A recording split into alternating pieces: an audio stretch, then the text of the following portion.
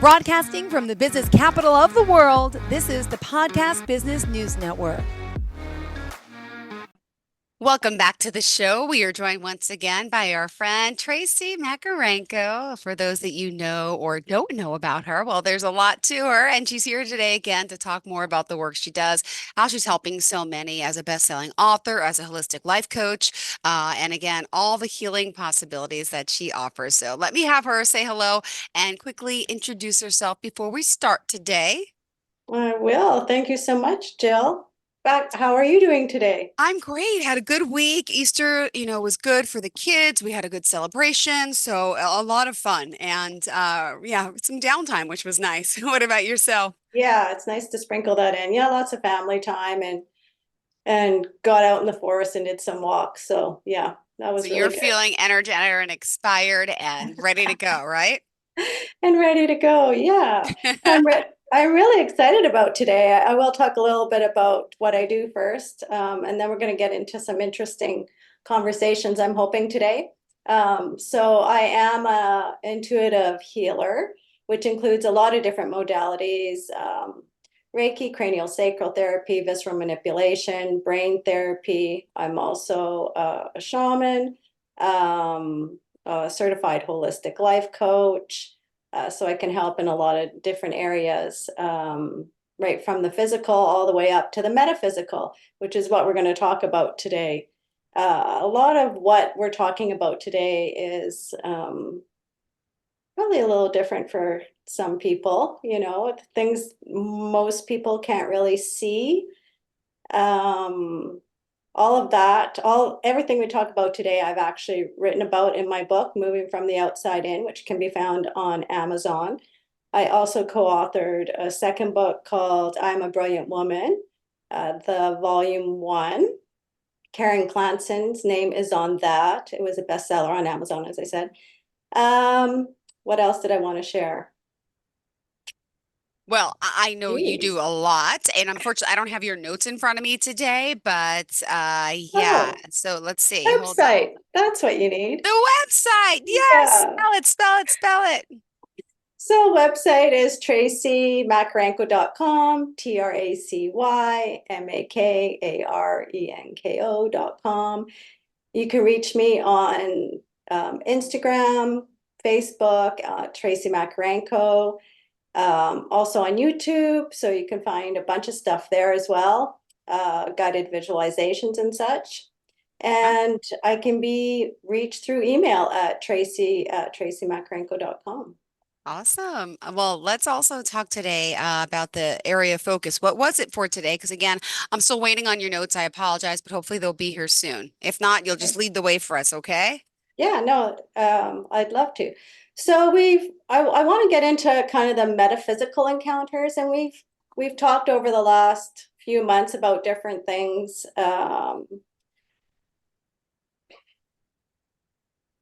So a lot of people come to me because they really want their intuition to step up a notch. They want to start seeing things. Some people see colors, other people get premonitions through dreams or visions. There's always that knowing, but a lot of my clients, even though they do come for physical healing, they also want to connect more to that intuitive healing. So I want to talk more today about what all of that entails. So there's the intuition, and I've talked about this before. When I was young, I was very intuitive. I kind of knew where people were without knowing where they were. As I got older, I started getting feelings about like knowing what was going to happen, and some of them were a little scary. We talked about a Mm-hmm. few of those encounters where I didn't want to go. I was 16, didn't want to go to this party because I just did not want to get in this van. And I just felt something terrible was going to happen and got in the van. The boyfriend said, let's go. So ended up listening to the boyfriend, went to the party, and didn't come home with that person in the van. I don't even know how I got home. But the next morning I found out the driver of the van was dead. He died in a car accident the night before. And I remember being in that van and seeing him. Goosebumps. I Mm-hmm. know, seeing him, and he looked like the Grim Reaper, like he was like all cackly, So that was my first encounter with kind of a death thing. And for years, a lot of death premonitions showed up for me. Um, as my intuition got a little bit more intense, I started asking, why can't it be something nice? Like, why is it Yeah. always around Yeah. death? Yeah. And I was told through the angels, listening to my guides and such, that death is easier for us to remember as not, you can't slough it off. It's not a coincidence. So those things stick with you. And that's how you really realize that your intuition is really starting to happen, because you're starting to have these premonitions or visions or dreams or hearing voices, but they don't always have to continue being bad. You can ask for that to stop, or at least to lessen, so that you can start getting other interesting, more helpful visions or gut instincts or whatever. So as I went into my 20s, I would still feel maybe an encounter where I didn't want to leave the house that day because something bad might happen. Mm-hmm. Ended up having to go to work one day, and I was in a car accident. So, these Wow. things, you start trusting your gut. You start trusting the voices in your head. You start trusting everything that you're hearing and feeling. Um, I'm also very empathic, which I didn't know that word for a long, long time. But I do feel what other people are feeling. So I'm a lot more sensitive to what's going on in a space. Um, so I don't know if that goes hand in hand with intuition or not, or if it's just another one of those types of intuition, the feeling part, because you feel so much. But there are ways that I help people deal with feeling overloaded with too much empathic energy. Can't walk into grocery stores or walk into busy buildings because it just becomes too much. So I do help a lot of people learn tools to sort that out as well. You have any questions, Jill? No, I'm just fascinated by this because it's like to have all this intuition is like a gift, but then it's also like a curse. But was anyone else killed in that accident? It was just the driver. Did like your boyfriend go home with him, or I'm still stuck on wow. No, yeah, no. Okay. There was two of them in the vehicle that night, and one died. The driver Ah, died, and the other guy, he did walk away from it, but had a broken arm. But yeah, okay. it was Okay, I'm pretty sorry. tragic. Wow. Yeah, yeah. Um, so there are other things that also happen. I'm just looking at my notes because I have a lot of notes here in front of me.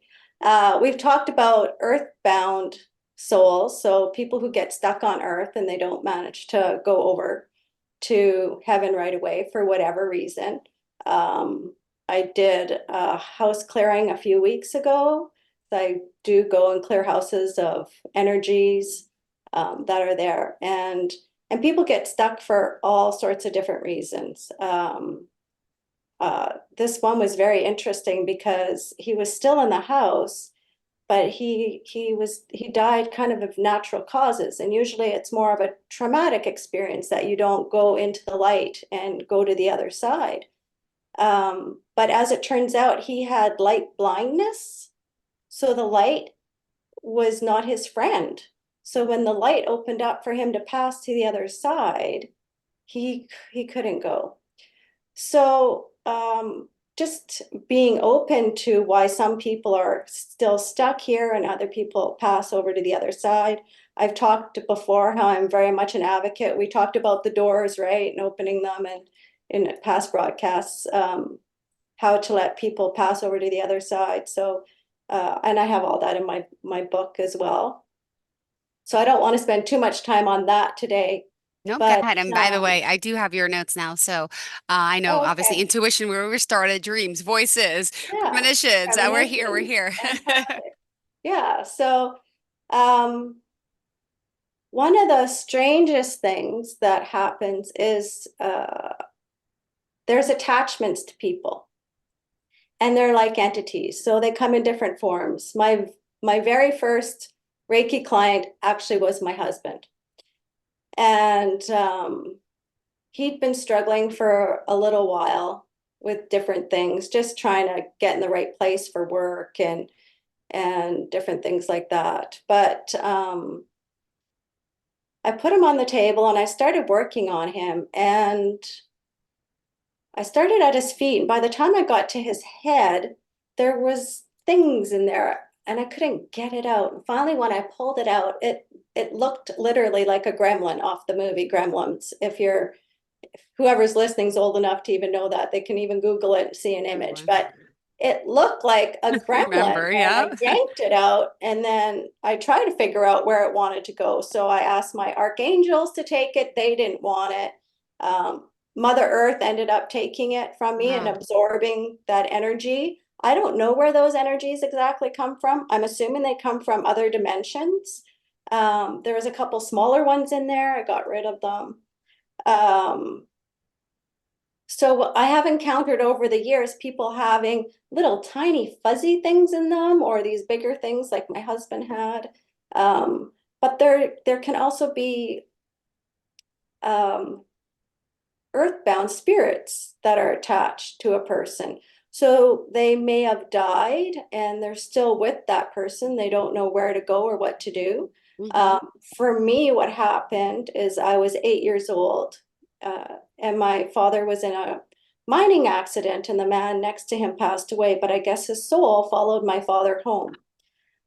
And this soul ended up entering my body. And it was in my body for, well, till I was about close to 50, I guess. Yeah. Um, and I always wondered why that was. And I've been talking to people recently about this, and it totally makes sense. So it seems that when he died, my dad was thinking about his own death and connecting to, things that made his heart full. And I was one of the visions that he probably had when he thought he was close to death. And that vision showed up as a bright white light. And that would be why the spirit followed my dad home. So then when he saw me, he thought I was the bright light and he entered me instead of entering the other side. And I've heard this encounter other times. It kind of gives me chills when I think about it. I mean, I don't know if that's really what happens. We don't really know a lot of stuff. This is just my experience. But he was in my body for a long time, and I've encountered that in other people. They have multiple souls in their body. And so getting rid of those take a little bit more time than just getting rid of some of these little entities and other little things. If you do antique shopping, it's important to clear the antique you brought home because it probably is attached to something. I've had clients that have brought home just little tiny ornaments and now they're being haunted, so making sure you're clearing even some of these items. I had a client who was in Europe and bought a used piece of clothing, and oh my God, she literally brought home this spirit that was throwing things around her house. Wow. So it took a bit to call in all the spirit guides and archangels in to try and separate him from her. Um, it's a crazy story.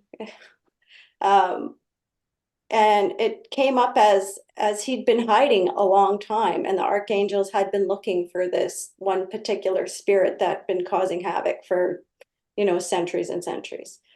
So, I mean, the intuition part gives me some information. The other part allows me to do some of these clearings for people who otherwise would not be able to get rid of some of these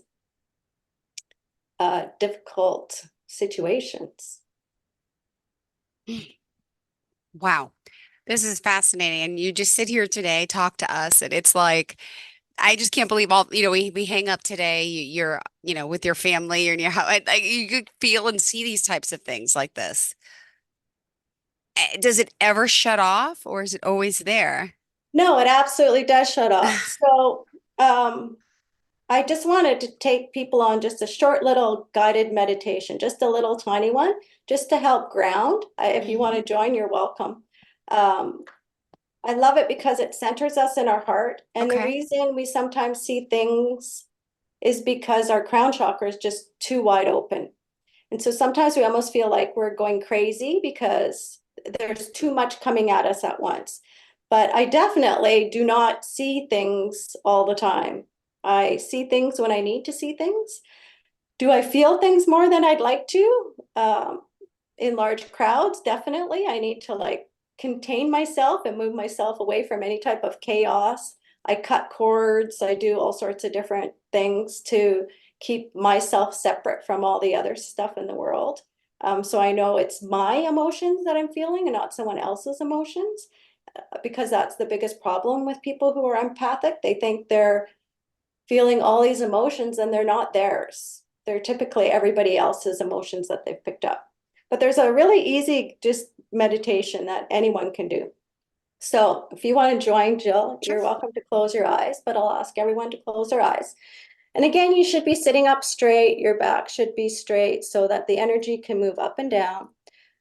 In the middle of your back, you just see like a solid pole made of wood or metal, and it's going to grow down through your base chakra, go through the whatever you're sitting on.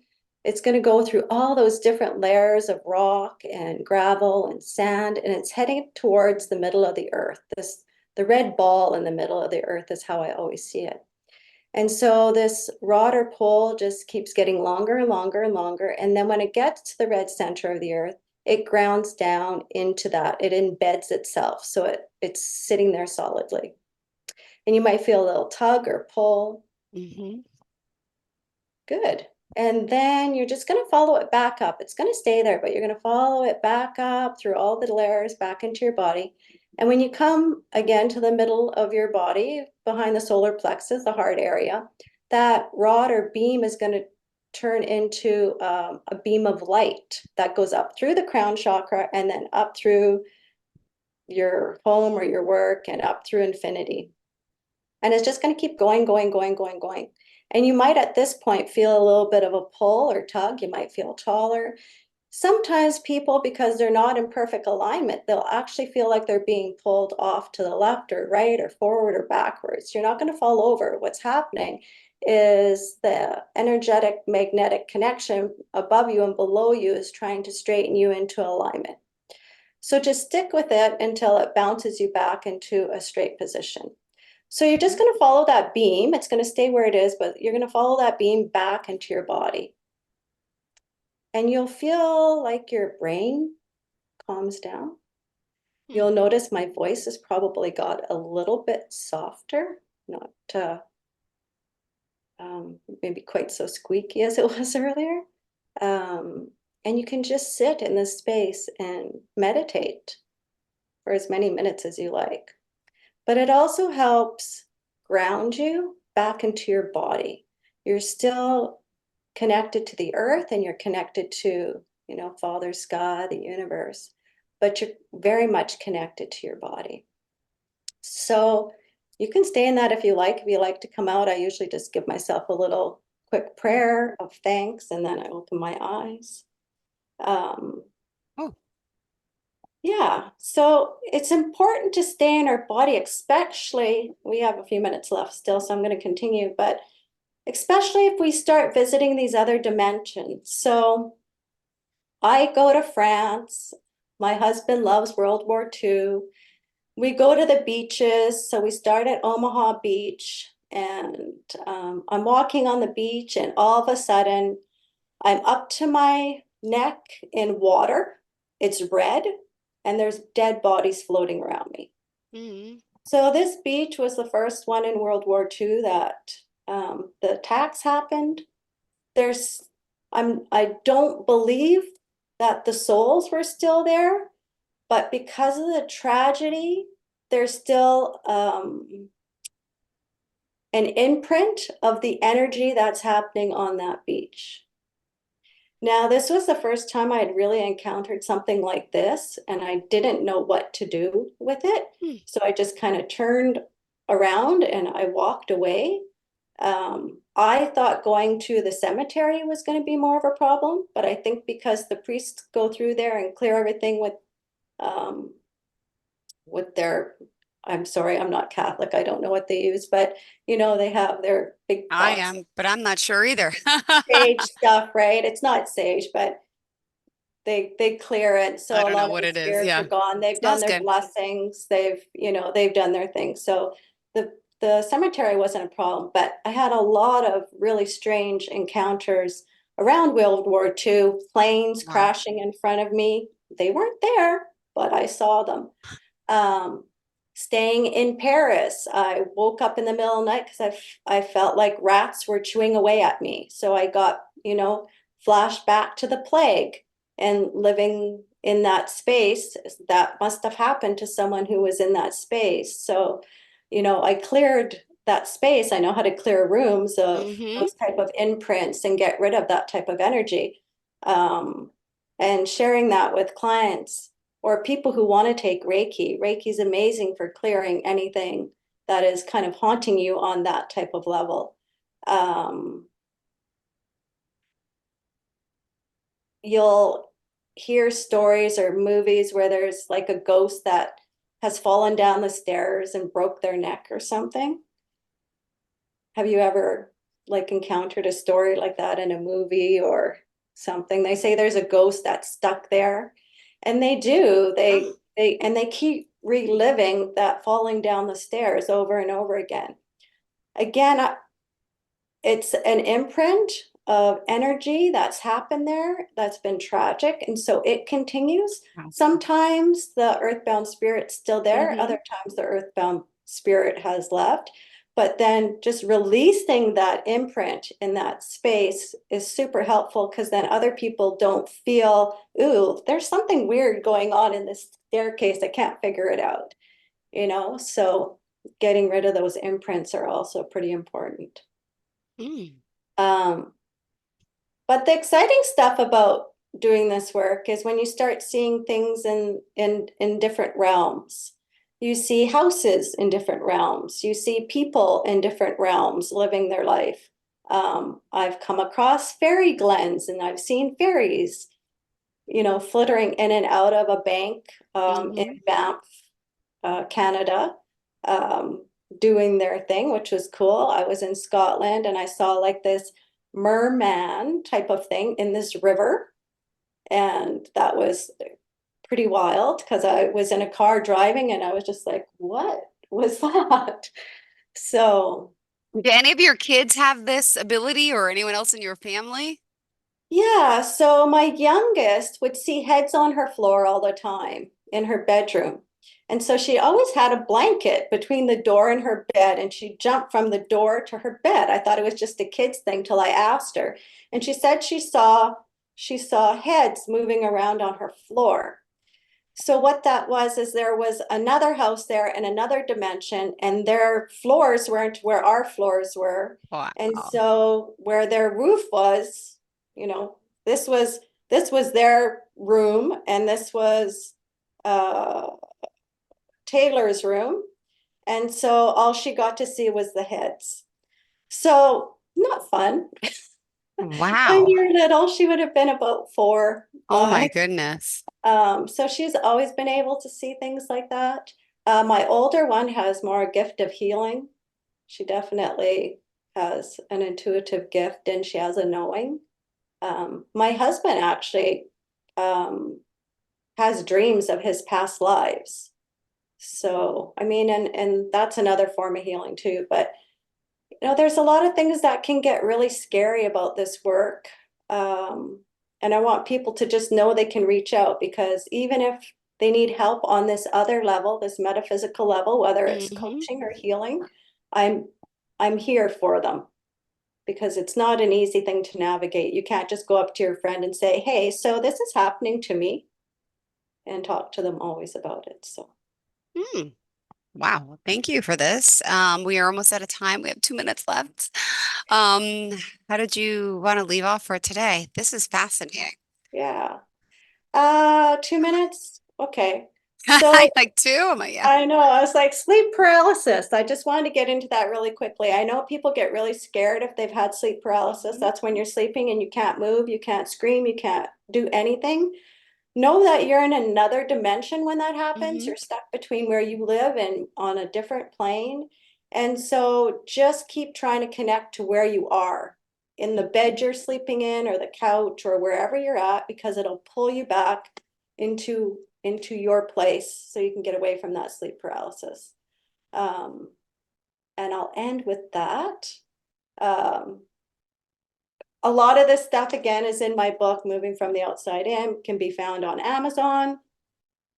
By Tracy Makarenko, website tracymakarenko.com, email tracy@tracymakarenko.com, Instagram, Facebook, YouTube. You can find me at any of those um, platforms. Perfect. Thank you so much. Pleasure having you here. And we'll talk again next week, I believe, right? Yeah, And I for sure. apologize again. I will have your notes hopefully next time in time, but we got through them. Thank you so much. Oh, good. Thank you, Jill. Thank you, Tracy. Have a great day. Bye bye. And have a Yeah, good weekend. bye.